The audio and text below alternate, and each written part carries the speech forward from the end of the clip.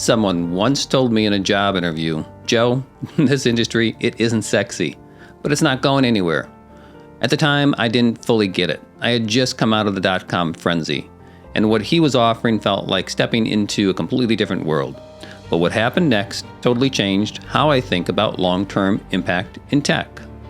Now, to understand why that moment stuck with me, you've got to go back to the early 2000s.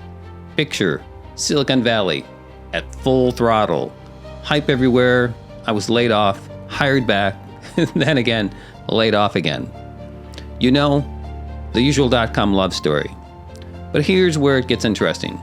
Because the guy interviewing me, we'd both just escaped that same chaos.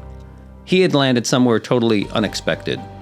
Lexington, Kentucky, which for us, these two Bay Area tech guys, felt like teleporting to another planet. So, what brought him there? A software company with a funny name, and even a funnier backstory.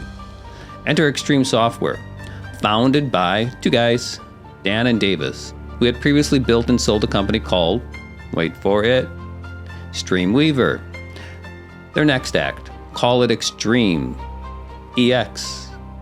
Stream. Yeah, that kind of humor and confidence tells you a lot. The product, it was called Dialogue. It wasn't flashy. It didn't really disrupt anything, except for a very old industry.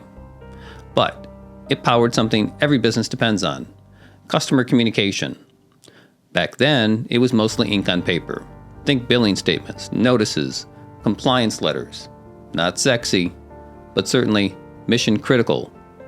Looking back, that interview comment makes more sense to me than ever. Sometimes the boring stuff ends up being the most durable, and in tech, durability is underrated. These are just my reflections from working in this space for over 2 decades. If you've ever taken the unsexy path and discovered it was the smart one, drop your story below. I'd love to hear it.